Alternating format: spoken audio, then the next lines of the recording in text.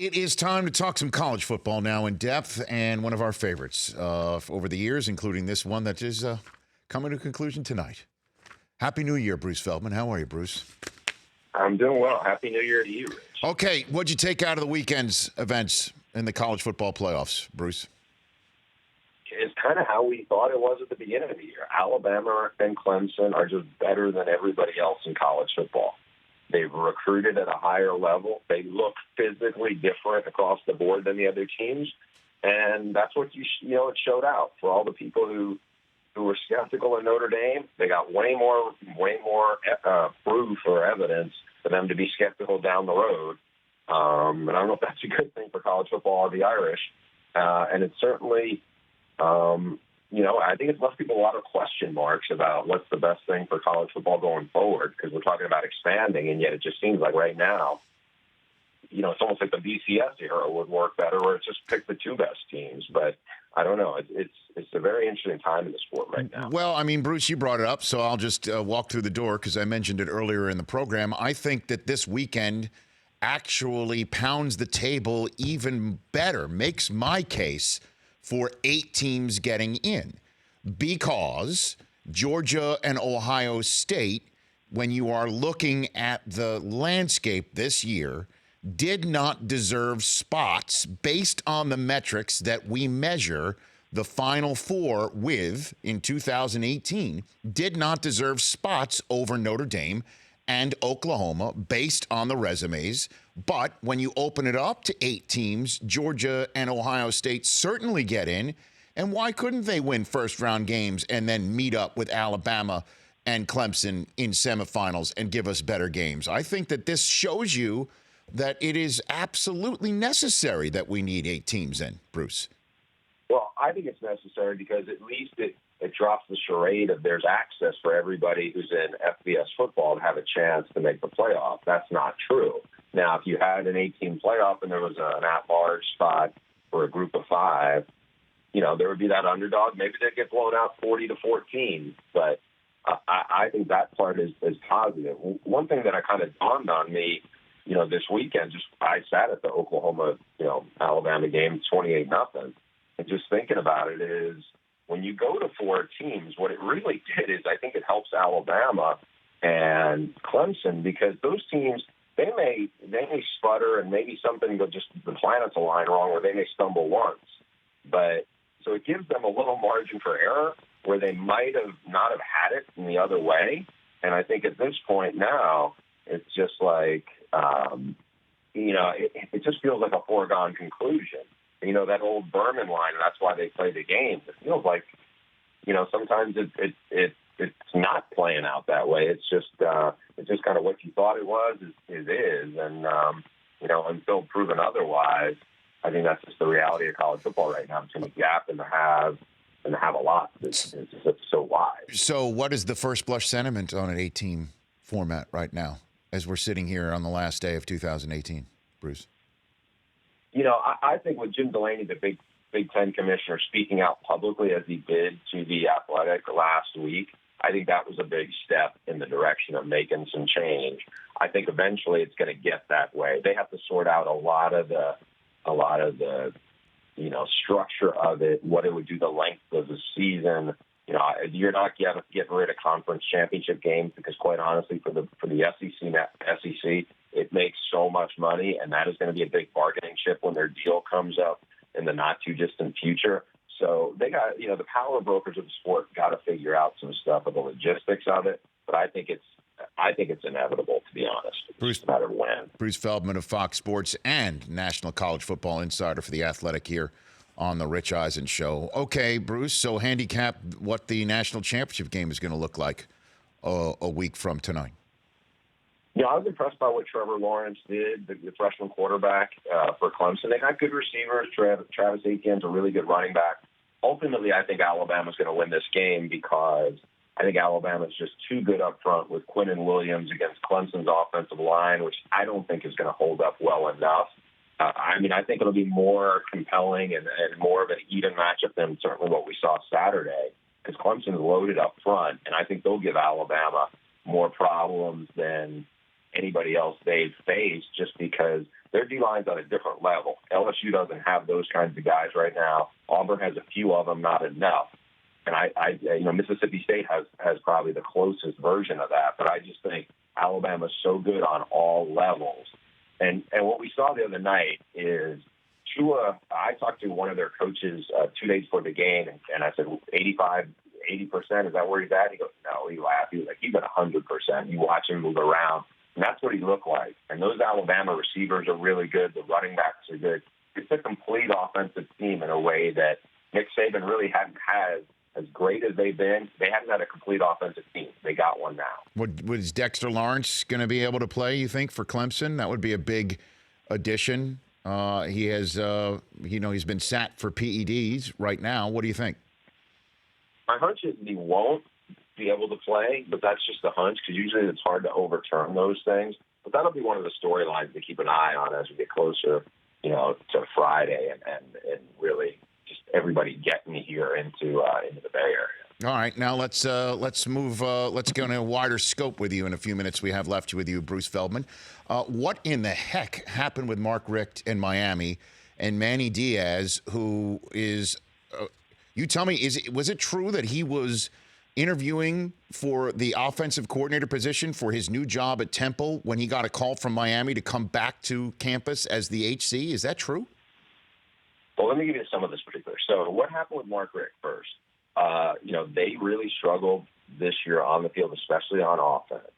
And there was pressure on Mark Richt to make a change and move on from his quarterback coach. Well, his quarterback coach is John Richt, his son. That's what I was told really was driving behind him stepping down.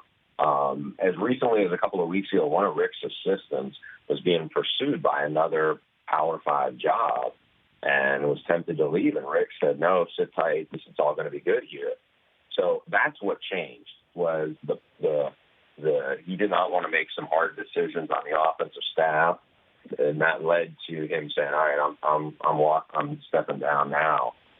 With Manny Diaz, this thing was such a whirlwind. So I reported last night, Manny Diaz, who was still in South Florida. I mean, he coached the bowl game. He was still there. It wasn't like he returned back to campus. He was still in South Florida. But he actually interviewed yesterday an offensive coordinator job candidate for the staff at Temple, and that's when his phone was starting to blow up. Hey, this is a situation we'd like you to take this thing over. With him, I think it's worth really noting here. He was the best thing that Mark Richt had going on this regime. They were really good on defense. Manny's a Miami guy, really smart guy. He was the brains behind the turnover chain 2 years ago that kind of took off and gave them an identity they hadn't had in a while. And everything I was told by the leadership around inside of Miami was they just felt like Manny was a great fit at Miami because the players really responded to him. And they're hoping now that Diaz can bring kind of that same temperament to the offensive side of the ball where it's been lagging, and we'll see. I mean, I'll tell you what, this was something that happened. I reported, it was going to happen fast. He was the target. And within an hour, they got that thing done. So credit to the AD because he didn't want to let Temple drag on with this in the middle of it. Well, I mean, we very rarely talk Temple football nationally, let alone on this show, Bruce. But another guy that Temple was identifying at the time before hiring Manny Diaz was Don Brown, the defensive coordinator at Michigan.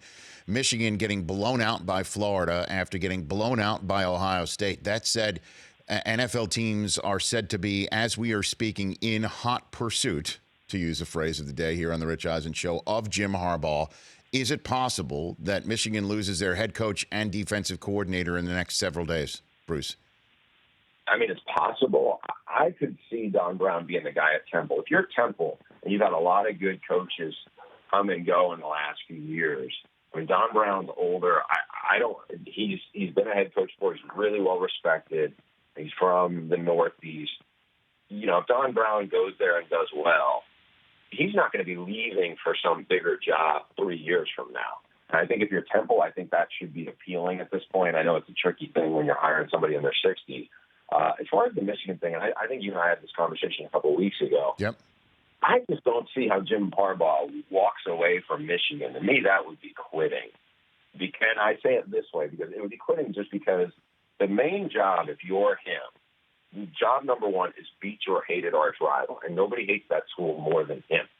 And to walk away the way it would have ended, that's job undone. I just don't see him moving on to the NFL. For everything I know of Jim Harbaugh, that just seems like out of character. No, I would agree with you, Bruce. But even and I say this with all honesty, even I would understand it if Chris Johnson and Woody Johnson call him up and say, "Here's a $13-14 million a year check." How in the heck do you say no to something like that in this day and age? He's already making, but Rich, he's making $8 million a year in a much cheaper place to live, and again, it's easy for guys like us and me to talk about somebody else's money. Know, right? But $8 million a year goes a long way. I don't know what the added $6 million a year would change your quality of life.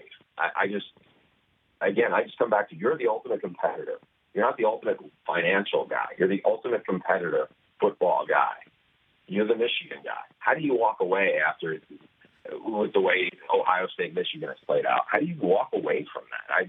The money to me just doesn't add up in regards to that would entice him so much that he would just pull the plug on that. All right, so then give me the college coach do you think that the NFL is going to go and grab, or has the best opportunity to grab, or you think is most likely to be grabbed over the next week or so, Bruce? If I had to guess, I could see them really pursuing Matt Rule from Baylor. He coached briefly for the Giants I think he was an O-line coach there. He impresses everybody who comes in contact with him. He's done a really good job rebuilding Baylor after it was in complete shambles after the horrific scandal there.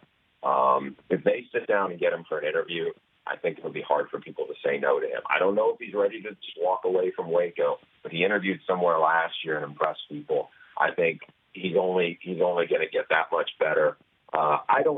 Matt Campbell's name you'll hear. I don't think Matt Campbell's going to leave Iowa State. We'll see about Lincoln Riley. I only thought Lincoln Riley would have left from there. And then the one wild card in this is Pat Fitz, whose game is tonight for Northwestern. I had heard a long time ago the only job he would ever consider leaving Northwestern for was to be the coach of the Bears. But he does have some ties to the Packers because the AD who hired him is now up there. So I don't know. I don't think Fitz would take the Packers. I just think he knows he's got such a perfect situation for him. But it is the Green Bay Packers. I don't know. Yeah, and it's Aaron Rodgers and Mark Murphy, who's the president of the team, was the athletic director who did hire him to Northwestern. So he's not only up there, he's the guy who's going to be essentially deciding who's the next coach in Green Bay. That would be remarkable. I don't know if that's a fit. Who knows? But they would probably know better than us. It's just been a crazy weekend, man. It really has. And last one for you. Urban Meyer's game here at the Rose Bowl on Tuesday. Do you believe this is for sure on planet Earth his last game as a head coach as a college football coach? I believe it's his last game as a head coach for the Ohio State Buckeyes. After that, I'm not sure. I think a lot can change in 2 years. I think Bob Stoops is done coaching. I don't know if Urban is. I'd be lying if I said it. I don't think anybody knows for sure. I don't think he knows. Bruce, Happy New Year to you. You too, Rich. We'll see you down the road. Oh yeah, well, down the road later this week, man. We're going to call you up. We got a big game coming up on Monday. Enjoy that one, Bruce. Yes, sir. Okay. Bruce Feldman, Fox Sports and The Athletic, here on The Rich Eisen Show. The Rich Eisen Show, weekdays at noon Eastern on Audience.